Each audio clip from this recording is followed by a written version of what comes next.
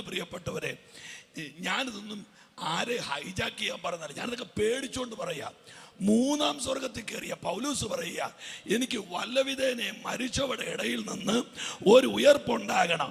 വല്ലവിധേന എന്ന് പറഞ്ഞാൽ ഞാൻ എൻ്റെ കോട്ടയം ഭാഷ പറയാം, വല്ലച്ചാതി. വല്ലച്ചാതി. ആ വണ്ടി ആ സമയത്ത് ഹോണടിച്ചത് കേൾപ്പിച്ചുമില്ല. വൃത്തികെട്ട പിശാച്. ഹല്ലേലൂയ. വല്ലച്ചാതി. അത് പിശാചിന് എന്നെ നിർബന്ധം, അത് കേൾപ്പിക്കരുത്. അതിൻ്റെ ഇടയ്ക്ക് വന്ന് വെച്ചാൽ അവൻ്റെ ഒറ്റയടി. വല്ലച്ചാതി.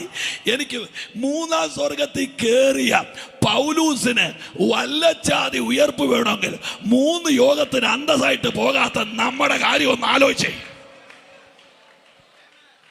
ഹല്ലേലൂയ. ഓ കണ്ടിടും കണ്ടിടും പ്രിയനെ ഞാൻ കണ്ടിടും, അന്യനല്ല സ്വന്തം കണ്ണാൽ തന്റെ മുഖം കണ്ടിടും. യേശുവേ മണാളനെ പ്രത്യാശ ഇന്ദ്രദീപമേ, ഓ യേശുവേ മണാളനെ പ്രത്യാശ ഇന്ദ്രദീപമേ.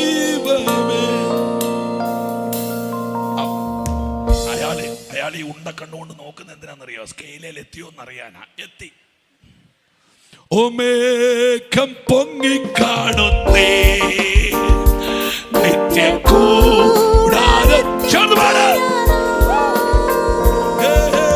മേഘം പൊങ്ങിക്കാണുന്നേ നിത്യകൂടാരത്തിൽ ചേരാ ആശാപാശമാകും കുറ്റികൾ ആർന്നു നീക്കണം. ആശാപാശമാകും കുറ്റികൾ ചുറ്റുവാൻ ആർന്നു നീക്കണം. കണ്ടിടും കണ്ടിടും പ്രിയനെ ഞാൻ കണ്ടിടും, അങ്ങനല്ല സ്വന്തം കണ്ണാൽ തന്റെ മുഖം കണ്ടിടും.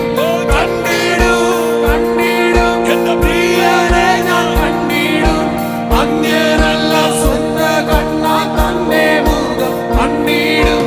യേശുവേ മണാളനെ പ്രത്യാശ ഇന്ദ്രദീപമേ, യേശുവേ മണാളനെ പ്രത്യാശ ഇന്ദ്രദീപമേ. കരങ്ങളെ ഉയർത്തി ഹല്ലേലൂയ പറഞ്ഞാട്ട്. 3 മരിച്ചവരെ ഉയർപ്പിക്കുന്നു. 3 കുരുടന്മാർക്ക് കാഴ്ച. യേശു കണ്ട കുരുടനും യേശുവിനെ കണ്ട കുരുടനും കൊണ്ട് കാണിച്ച കുരുടനും നിലത്ത് തുപ്പി ചേറുണ്ടാക്കി ചേറുവാരി കണ്ണിൽ പുരട്ടി ആൾക്കൂട്ടത്തിന്റെ ഇടയിലൂടെ 4 കുന്നിനെ തഴുകി വരുന്ന ശീലോഹാങ്കുളത്തിന്റെ തണുത്ത വെള്ളം തട്ടി മുഖത്തൊഴിച്ചപ്പോൾ ഉരുട്ടി വെച്ച മണ്ണ് ചാടിക്കറി കണ്ണാകുന്നത് ലോകം കണ്ടു. എന്റെ കർത്താവ് അത്ഭുതങ്ങളുടെ ദൈവമാണ്. യേശുവിന്റെ അത്ഭുതങ്ങളിൽ ഞാൻ കണ്ട 3 കാര്യങ്ങൾ പറയാം. 1, ആരും തൊടാത്തവരെ യേശു തൊടും. 2, ആരും മിണ്ടാത്തവരോട് യേശു മിണ്ടും. 3, ആരും കയറാത്ത വീട്ടിൽ യേശു കയറും. ഞാൻ ഈ നാടിനോടൊരു ദൂത് പറയാം. അവഗണിക്കപ്പെട്ടവരെ പരിഗണിക്കുന്ന ഒരു ദൈവം ഉണ്ടെങ്കിൽ അത് ഞാൻ ഉയർത്തുന്ന യേശുവാ. ആ കരവന്ന് ചലിപ്പിച്ച് അവഗണിക്കപ്പെട്ടവരെ. എനിക്ക് എൻ്റെ സാക്ഷ്യം പറയാൻ വെപ്രാളവാ, സമയം മുൻപോട്ട് പോകുന്നു. ഒറ്റ വാക്കിൽ പറയാം. ഇന്നേക്ക് 40 വർഷത്തിന് മുമ്പുള്ള ഒരു ഗതികെട്ട രാത്രി എനിക്ക് ഓർമ്മയുണ്ട്. ആമേൻ ആമേൻ. മുച്ചോട് കത്തിച്ച ഒരു നിലവിളക്കിന്റെ മുമ്പിൽ ഞാനും എൻ്റെ വല്യപ്പനും കൂടെ സന്ധ്യാനാമം ജപിച്ചുകൊണ്ടിരിക്കുമ്പോൾ ആമേൻ രാത്രി 7:30 എൻ്റെ അപ്പൻ ജോലി കഴിഞ്ഞ് മടങ്ങി വന്നു. വീടിൻ്റെ മുറ്റത്ത് വെച്ച് എൻ്റെ അപ്പനെ ഒരു അണലി കൊത്തുകയാണ്. പാമ്പിന്റെ കടിയേറ്റ് എൻ്റെ അപ്പൻ ഒരു അലർച്ചയോടെ നിലത്ത് വീഴുകയാണ്. സ്വന്തം മകനെ പാമ്പ് കടിക്കുന്നത് കത്തി നിന്ന് ആമേൻ നിലവിളക്കിന്റെ അരണ്ട വെളിച്ചത്തിൽ കണ്ട എൻ്റെ വല്യപ്പൻ, അപ്പൻ്റെ അപ്പൻ, സന്ധ്യാസമയത്തുള്ള വിശദംശനം മരണകാരണമാണെന്ന് പറഞ്ഞ് വിളക്കെടുത്ത് നെഞ്ചിനടിക്കുന്നത് എൻ്റെ ഓർമ്മയിലുണ്ട്. ഞാൻ 2ാം ക്ലാസ്സിൽ പഠിക്കുന്ന സമയം. നിങ്ങൾ നോക്ക്, ആമേ, ദുരന്തം രംഗബോധമില്ലാത്ത കോമാളിയാണ്. ആമേ, എൻ്റെ അപ്പൻ വീടിന്റെ മുറ്റത്ത് കിടക്കുന്നു, എൻ്റെ വല്യപ്പൻ വീടിന്റെ തിണ്ണയിൽ ആമേ കിടക്കുകയാ. ആമേ, ചിരി കരച്ചിലാകാൻ എന്നാ സമയം വേണമെന്നേ ഞാൻ ദൈവമക്കോട് കാല് പിടിച്ച് പറയാം. അഹങ്കാരം കൊണ്ട് അരകെട്ടിയോ അഹന്ത കൊണ്ട് ചുമ്മാട് കെട്ടിയോ ജീവിക്കരുത്. ഇന്ന് രാത്രി ജീവനോടെ ഇരിക്കുന്നത് തമ്പുരാന്റെ കരുണയാ. ഹല്ലേലൂയ. എൻ്റെ അപ്പൻ വീടിന്റെ ആമേൻ മുറ്റത്ത് കിടക്കുന്നു, എൻ്റെ വല്യപ്പൻ വീടിന്റെ തിണ്ണയിൽ കിടക്കുന്നു. പാസ്റ്ററെ, അതേ സമയത്ത് അടുപ്പത്ത് കഞ്ഞി വെട്ടിത്തിളയ്ക്കുകയാ. ദാരിദ്ര്യമുള്ള ഒരു പാവം വീടാൻ. ആ കഞ്ഞി വാരി ചൂടോടെ കുടിച്ചിട്ട് വേണം ഉറങ്ങാൻ. പക്ഷേ അന്ന് രാത്രി കഞ്ഞി തുറന്നില്ല, അന്ന് രാത്രി ആ കഞ്ഞി വിളമ്പിയില്ല, അന്ന് രാത്രി ആരും കുടിച്ചില്ല. ആമേൻ, ഞാൻ ഈ വയനാടിനോട്, ഈ മലയോര മേഖലയോട്, ആമേൻ, ഈ കോഴിക്കോടിനോട് ഞാൻ ദൂത് പറയാം. വെച്ച കഞ്ഞി കുടിപ്പിക്കാത്ത ശാപം ചില വീടുകളുടെ അകത്തുണ്ട്. എന്നാൽ അതിനെ അഴിക്കാൻ കരുത്തുള്ള ഒരാൾ. ഇത് ഒരു സാധാരണ രാത്രിയല്ല. ചില വീടുകളിൽ പിശാചിട്ട ദുരന്തങ്ങളെ ആമേൻ നല്ലപോലെ ഒന്ന് കൈയടിച്ച്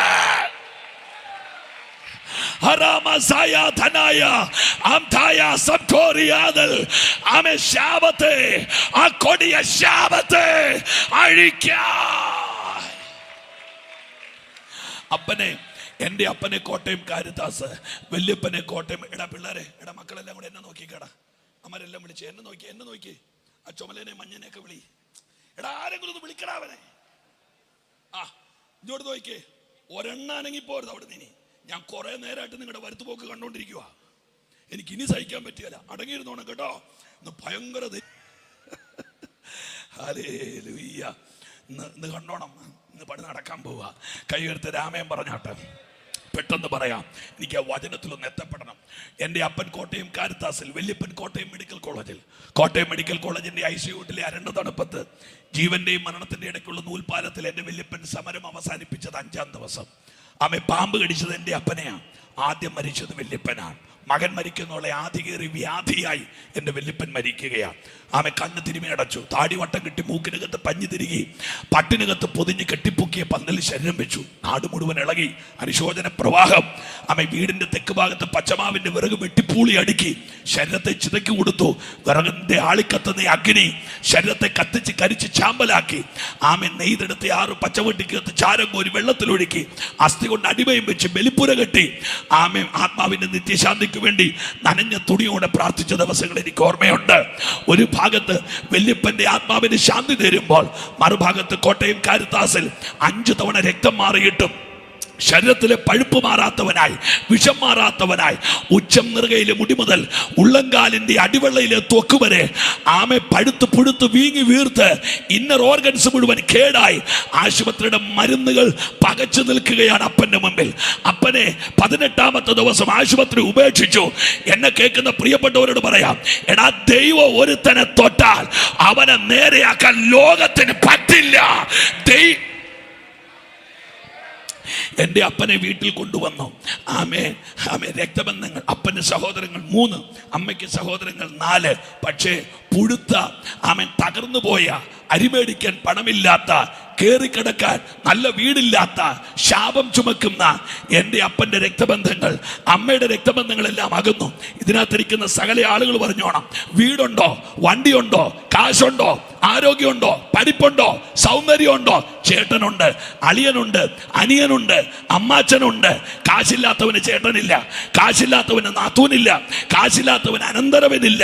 ഇതെല്ലാം പണം നടത്തുന്ന ഇന്ദ്രജാല പ്രകടനങ്ങളാണ്. കേരളത്തിലെ കുടുംബ കോടതി 28, ഒരു വർഷം നടക്കുന്ന വിവാഹമോചനം 50,000, കല്ലുവെച്ച സാരി, മുത്തുവെച്ച ചുടുദാറ്, ആടിന്റെ കാല്, കോഴിയുടെ കോല്, പിന്നെ ആമെ ഹെലികോപ്റ്റർ പുഷ്പവൃഷ്ടി നടത്തുന്നു. എന്താ ഇവിടെ കുടുംബങ്ങൾ ശരിയാകാത്തത്? കഴിച്ച കോഴിയുടെ കാല് വയറ്റിൽ ചെല്ലുന്നതിന് മുമ്പ് ചെറുക്കനും പെണ്ണും കൂടെ കോടതിയുടെ വരാന്ത ചെല്ലുകയാ. ഇവിടെ ആർക്കും ആരോട് സ്നേഹമില്ല. അനുജത്തിയെ പീഡിപ്പിക്കുന്ന ആങ്ങളമാര്, അമ്മയെ പീഡിപ്പിക്കുന്ന മക്കൾ.